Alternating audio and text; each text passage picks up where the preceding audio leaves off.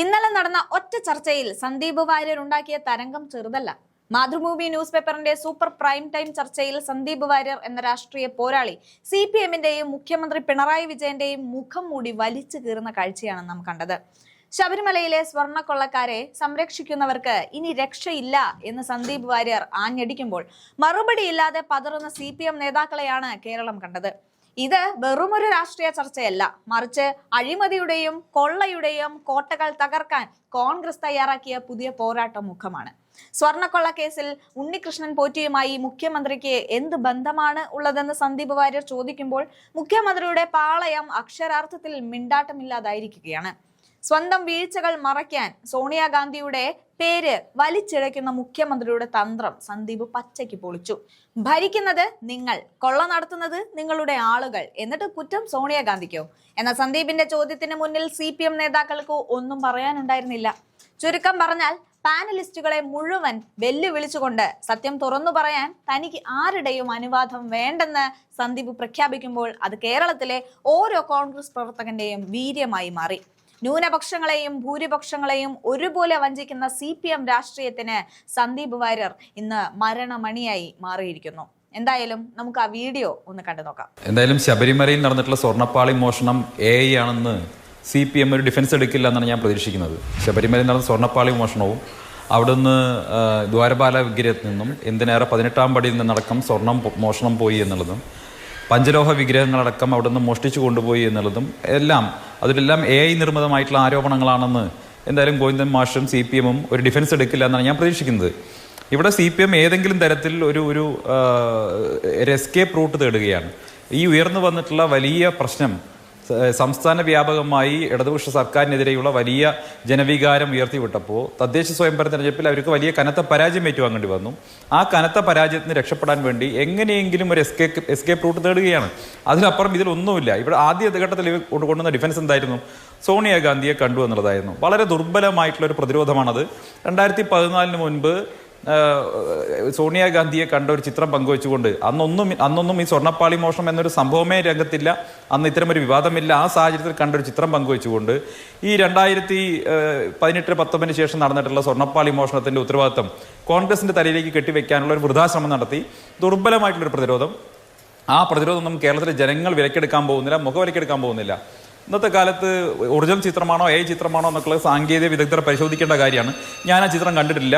അത് AI ആണോ എന്ന് കണ്ടാൽ പോലും തിരിച്ചറിയാൻ നമുക്കൊന്നും സാധിക്കില്ല. കാരണം അത് AI നിർമ്മിതമാണോ അല്ലാത്തതാണോ യഥാർത്ഥമാണോ എന്നുള്ളതൊക്കെ അന്വേഷണത്തിൽ അതിന്റെ ഫോറൻസിക് പരിശോധന തെളിയേണ്ടതാണ്. അതിനു മുമ്പ് തന്നെ അത് AI ആണെന്ന് എങ്ങനെയാണ് നമ്മൾ മനസ്സിലാക്കുന്നത്? അതുകൊണ്ട് ഇത് AI ആണോ യഥാർത്ഥമാണോ എന്നൊന്നും നമുക്കറിയില്ല. പക്ഷേ മുഖ്യമന്ത്രിയും ഉണ്ണീഷൻ പോറ്റിയും തമ്മിൽ ഒരു സർക്കാർ പൊതുപരിപാടിയിൽ പങ്കെടുത്തു എന്നുള്ളതും ഉണ്ണീഷൻ പോറ്റിയിൽ നിന്ന് സർക്കാരിന് വേണ്ടി ഒരു വാഹനം മുഖ്യമന്ത്രി ഏറ്റുവാങ്ങി എന്നുള്ളതും വസ്തുതാപരമായിട്ടുള്ള കാര്യമാണ്. അതിന്റെ വീഡിയോ ദൃശ്യങ്ങൾ പുറത്തു വന്നുള്ളതാണ്.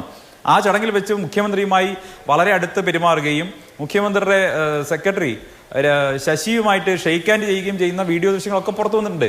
അപ്പം മുഖ്യമന്ത്രിയും ഉണ്ണീഷൻ പോറ്റിയും തമ്മിൽ ഒരു പരിചയമില്ലെന്നും ഒരു ചടങ്ങിൽ എപ്പോഴോ ഉണ്ണീഷൻ പോറ്റി വലിഞ്ഞു കയറി വന്നാണെന്നുള്ള രീതിയിലുള്ള അവരുടെ പ്രചരണമാണ് വസ്തുതാ വിരുദ്ധമായിട്ടുള്ളത്. ഉണ്ണീഷൻ പോറ്റി ഈ കാലഘട്ടത്തിൽ, അതായത് സ്വർണ്ണപ്പാളി മോഷണം നടന്ന കാലഘട്ടത്തിൽ CPM-ന്റെ സമുന്നതരായിട്ടുള്ള നേതാക്കൾ CPM ഭരിക്കുന്ന ദേവസ്വം ഭരണസമിതിയുടെ ഒത്താശയോടുകൂടി ഈ സ്വർണ്ണപ്പാളി മോഷണം ഉണ്ണീഷൻ പോറ്റിയുമായി ഗൂഢാലോചന നടത്തിയെന്ന് SIT ആരോപിക്കപ്പെടുന്ന കാലഘട്ടത്തിൽ, ആ കാലഘട്ടം ശ്രദ്ധിക്കണം, ആ കാലഘട്ടത്തിൽ മുഖ്യമന്ത്രിയും ഉണ്ണീഷൻ പോറ്റിയും ഒരു പൊതുപരിപാടിയിൽ, സർക്കാർ പരിപാടിയിൽ ഒരുമിച്ച് കണ്ടുവെന്നും ഉണ്ണീഷൻ പോറ്റിയിൽ നിന്നൊരു വാഹനത്തിന്റെ ചാവി ഏറ്റുവാങ്ങിയെന്നും പറയുമ്പോൾ ഈ ഉണ്ണീഷൻ പോറ്റിക്ക് ഇതുപോലെ ഇത്രയും വലിയ സുരക്ഷാ സംവിധാനങ്ങൾ Z+ കാറ്റഗറി സുരക്ഷയുള്ള മുഖ്യമന്ത്രി അടുത്ത് ഇതുപോലെ സർക്കാർ പരിപാടിയിലേക്ക് എന്തിന് അദ്ദേഹത്തെ വിളിച്ചുകൊണ്ടുവന്നു? എങ്ങനെയാണ് ഉണ്ണീഷൻ പോറ്റിക്ക് ഇത് കീ കൈമാറാനുള്ള സാഹചര്യം ഉണ്ടായത്? ഇതൊക്കെ വ്യക്തമാക്കേണ്ടത് സർക്കാരാണ്. ഇവിടെ പ്രതിരോധത്തിലായിട്ടുള്ളത് ഇടതുപക്ഷ സർക്കാരാണ്. ജനങ്ങൾ അവരെ ശിക്ഷിച്ചു ഈ തദ്ദേശ സ്വയംഭരണ തെരഞ്ഞെടുപ്പിൽ. അതിന്റെ ജാള്യത മറയ്ക്കാൻ വേണ്ടി ഒരു KPCC ഭാരവാഹിക്കെതിരെ ഒരു കേസ് എടുത്തുകൊണ്ടൊന്നും ആ ജാള്യൊന്നും മറയ്ക്കാൻ പറ്റില്ല. ശരി, ശ്രീ സന്ദീപ് വാര്യർ, ഇപ്പോ CPM-ന് എസ്കേപ്പ് റൂട്ട് തേടണം, അത് കോൺഗ്രസിന്റെ ചെലവിൽ വേണ്ടല്ലോ. ഈ ചിത്രം ആധികാരികമാണെന്ന് പരിശോധിച്ച് ഉറപ്പുവരുത്തി എന്ന് കോൺഗ്രസിന് അഭിപ്രായമുണ്ടോ?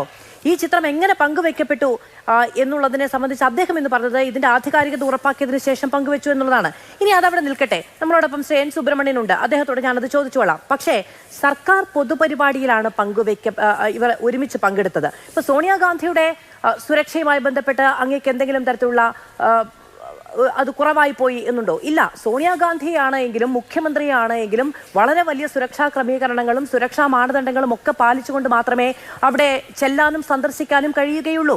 ഇനി 2019 ശേഷമാണ് ഈ അവിടെ സ്വർണ്ണക്കൊള്ള നടത്തിയത് എന്ന് പറയുന്നത് അടിസ്ഥാനരഹിതമാണ്. കാരണം 2009 അവിടെ ഉപദേവതാ സ്ഥാനങ്ങളിൽ തങ്ങൾ സ്വർണം പൂശി എന്ന അവകാശവാദം ഉന്നയിച്ചുകൊണ്ട് 2011 ഇതേ സ്മാർട്ട് ക്രിയേഷൻസ് പങ്കുവെച്ച ഫേസ്ബുക്ക് പോസ്റ്റ് അടക്കം മാതൃഭൂമി ന്യൂസ് ബ്രേക്ക് ചെയ്തിട്ടുണ്ട്. അതായത് 2009 മുതൽ. അപ്പോൾ ആ കാലഘട്ടത്തിന്റെ പ്രശ്നം മാറിയല്ലോ അല്ലെ.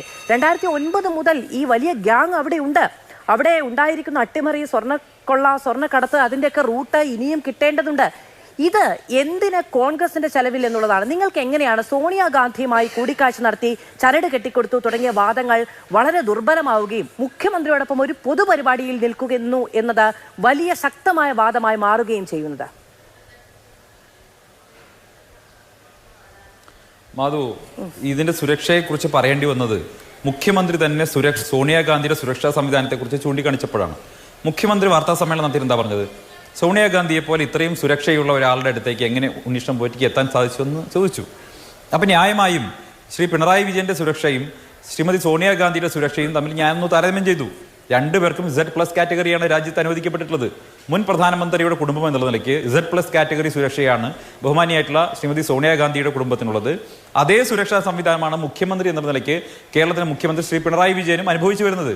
അപ്പോൾ രണ്ടുപേരും ഒരേ സുരക്ഷാ മാനദണ്ഡ പ്രകാരം ഉള്ള VVIPകളായിരിക്കെ മുഖ്യമന്ത്രി പത്രസമ്മേളനം നടത്തി സോണിയാഗാന്ധിയെ സുരക്ഷയുടെ പേരിൽ പ്രതിക്കൂട്ടിലാക്കുമ്പോൾ ന്യായമായും അതേ സുരക്ഷാ സംവിധാനമുള്ള പിണറായി വിജയന്റെ ഒരു പൊതുപരിപാടിയിൽ എങ്ങനെ ഉണ്ണികൃഷ്ണൻ പോറ്റിയിൽ നിന്ന് ഈ ചാവി ഏറ്റുവാങ്ങി എന്നുള്ളത് കൂടുതൽ ഗൗരവതരമാണ്. ഒന്ന്, സോണിയാഗാന്ധിയോ അല്ലെങ്കിൽ സോണിയാഗാന്ധിയുടെ കുടുംബമോ ഈ ദേവസ്വം ബോർഡുമായി യാതൊരു തരത്തിലും ബന്ധമില്ലാതിരിക്കുകയും മാത്രമല്ല സോണിയാഗാന്ധിക്ക് ഇത്തരത്തിൽ ഒരു കാര്യത്തിൽ ബന്ധമുണ്ടെന്ന് CPMന്റെ നേതൃത്വത്തിന് പോലും സംശയമില്ലാതിരിക്കുകയും ചെയ്യുന്ന സാഹചര്യത്തിൽ സോണിയാഗാന്ധി എന്തിനാണ് ഇതിലേക്ക് വലിച്ചടിക്കുന്നതെന്ന് ഇപ്പോഴും മനസ്സിലാകുന്നില്ല. അത് സാമാന്യ യുക്തിയല്ലേ? സോണിയാഗാന്ധിക്ക് ശബരിമലയിലെ സ്വർണ്ണപ്പാളി മോഷണവുമായി വല്ല ബന്ധമുണ്ടെന്ന് ചോറ് കഴിക്കുന്ന ആർക്കെങ്കിലും സംശയമുണ്ടോ? CPMന്റെ നേതൃത്വത്തിന് സംശയമുണ്ടോ? CPMന്റെ അഖിലേന്ത്യാ നേതൃത്വത്തിന് അങ്ങനെ ആരോപണമുണ്ടോ? 2009 മുതലുള്ള കാര്യങ്ങൾ പുറത്തു വന്നുകൊണ്ടിരിക്കുമ്പോൾ 2009 മുതൽ കോൺഗ്രസ് അധികാരത്തിന് പുറത്തൊന്നുമല്ല. അപ്പോ ആ ചിത്രങ്ങൾക്ക് ഉണ്ണികൃഷ്ണൻ പോറ്റി ഉദ്ദേശിക്കുന്ന ഒരു ഫലപ്രാപ്തി കൈവരിക്കാനുള്ള സാധ്യതകൾ അതിനിടയിൽ ഉണ്ടാകുന്നുണ്ട്. 2009 മുതൽ അവിടെ സ്മാർട്ട് ക്രിയേഷൻസ് അടക്കമുള്ളവരുടെ സാന്നിധ്യം ഉണ്ടായിരുന്നുവെങ്കിൽ അതിന് പിന്നാലെ വന്ന കോൺഗ്രസിന്റെ ഭരണകൂടങ്ങൾ, കോൺഗ്രസ് നിയന്ത്രിച്ചിരുന്ന ദേവസ്വം വകുപ്പ്, അതിന് കീഴിലുള്ള ദേവസ്വം ബോർഡ് തുടങ്ങിയ ഇടങ്ങളിലൊക്കെ ഈ ചിത്രം ഉപയോഗിച്ചുകൊണ്ടുള്ള അനധികൃതമായ ഇടപെടലുകൾ ഉണ്ടായിട്ടുണ്ടോ എന്നുള്ള ചോദ്യം സ്വാഭാവികമായും ഫേസ് ചെയ്യേണ്ടി വരും. ഞാൻ അങ്ങേലേക്ക് വരാം. ശ്രീ N. സുബ്രഹ്മണ്യൻ, അങ്ങേക്ക് കേൾക്കാമോ? അല്ല, ഒരു സെക്കൻഡ്, ഒരു മിനിറ്റ്, ഞാൻ വരാം സന്ദീപ്. ശ്രീ N. സുബ്രഹ്മണ്യൻ, അങ്ങേക്ക് കേൾക്കാമോ? പറഞ്ഞ കാര്യത്തിന് മറുപടി പറഞ്ഞിട്ട് പോയിക്കോ. ശരി, സന്ദീപ് പറയൂ. മധു, 2009 മുതൽക്കതല്ലെന്ന് ഈ പറയുന്ന സ്ഥാപനം വിവിധ ക്ഷേത്രങ്ങളിൽ പല കാലഘട്ടങ്ങളിൽ സ്വർണം പൂശുന്ന അടക്കമുള്ള പ്രവൃത്തികൾ ചെയ്തിട്ടുണ്ടാവാം എന്ന് കരുതി അവിടെ എല്ലാം ഉണ്ണികൃഷ്ണൻ പോറ്റി എടുത്ത് സ്വർണം കൊടുത്തു എന്ന് ആർക്കെങ്കിലും ആരോപണമുണ്ടോ? ഇവിടെ ഹൈക്കോടതിയിൽ മേൽനോട്ടത്തിൽ നടന്ന അന്വേഷണം ഇവിടെ കണ്ടെത്തിയതെന്താ? അവിടെ ഒന്നും നിങ്ങൾ ഈ പറയുന്ന മാതൃഭൂമി നടത്തിയിട്ടുള്ള അന്വേഷണത്തിന്റെ ഭാഗമായിട്ടുള്ള ഒരു കാര്യം ഇതുവരെ കണ്ടെത്തിയിട്ടില്ല. അങ്ങനത്തെ ഒരു ആരോപണം പോലും ആരും ഉന്നയിച്ചിട്ടില്ല. ഇപ്പൊ 2009 സ്മാർട്ട് ക്രിയേഷൻസ് അവിടെ സ്വർണം പൂശി എന്ന് കരുതി 2009 മോഷണം നടന്നു എന്ന് ആരെങ്കിലും പറഞ്ഞിട്ടുണ്ടോ? അങ്ങനെ ആക്ഷേപമുണ്ടോ? വെറുതെ അങ്ങ് പറയല്ലേ. അല്ല, ഈ സ്മാർട്ട് ക്രിയേഷൻസിന്റെ CEO ഇപ്പൊ എവിടെയാണ് എന്ന് അങ്ങേക്ക് അറിയാമോ? സ്മാർട്ട് ക്രിയേഷൻസുമായി ബന്ധപ്പെട്ട വലിയ തരത്തിലുള്ള ആരോപണങ്ങൾ ഇതിനു മുൻപ് തന്നെ ഉണ്ടായിരുന്നു. SIT അതിലൊക്കെ അന്വേഷണം പോകുന്നില്ല എന്ന ഇടക്കാലത്ത് ഒരു കോടതി പരാമർശം ഉണ്ടായപ്പോൾ കോൺഗ്രസ് അതിനെ പിന്തുണച്ചില്ലേ? SIT പോകുന്ന വഴി മാത്രമാണ് അന്വേഷണം എന്ന നിലപാട് കോൺഗ്രസിന് എപ്പോഴാണ് ഉണ്ടായത്? SIT ഇവിടെ സർക്കാരിന്റെ പേച്ചക്കിലുള്ള ഉദ്യോഗസ്ഥരാൽ നിയന്ത്രിക്കപ്പെടുന്ന ഒന്നാണ്. അതിൽ ഞങ്ങൾക്ക് പരിമിതികളുണ്ട് എന്ന് വിചാരിക്കുന്നു. കൂടുതൽ വലിയ ഏജൻസിയുടെ അന്വേഷണം വേണമെന്ന നിലപാടായിരുന്നില്ലേ ഇത്രയും കാലം? SIT കണ്ടെത്തിയിട്ടില്ല എന്നുള്ളത് കൊണ്ട് മാത്രം ആ കാര്യത്തിലേക്ക് അന്വേഷണം പോകണ്ട എന്ന് ഇപ്പൊ പറയുന്നത് എന്തൊരു നയവ്യതിയാനമാണ്?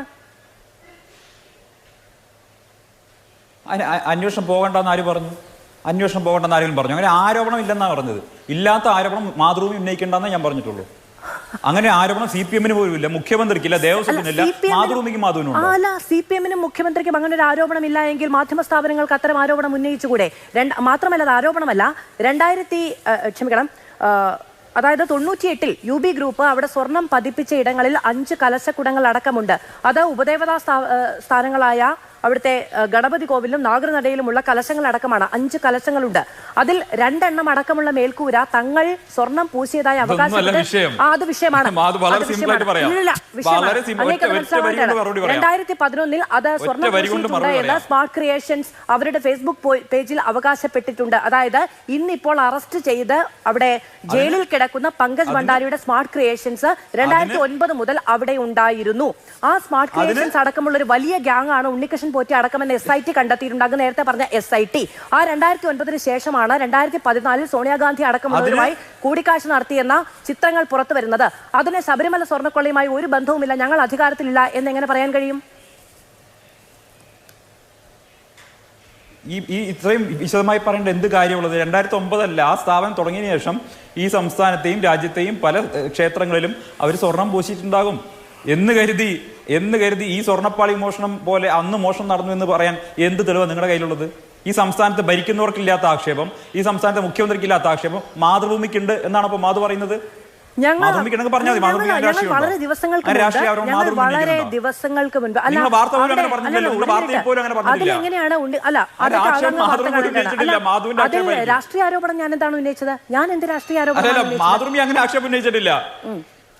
അവര് ഒരു സ്ഥാപനം നിലയ്ക്ക് പല ക്ഷേത്രങ്ങളിലും പല പരിപാടി ചെയ്തിട്ടുണ്ടാവുന്നേ. നമ്മളിപ്പോ ശബരിമല സ്വർണ്ണക്കൊള്ളയുമായി ബന്ധപ്പെട്ടാണല്ലോ അത്തരം വാർത്തകൾ അങ്ങാണ് 2014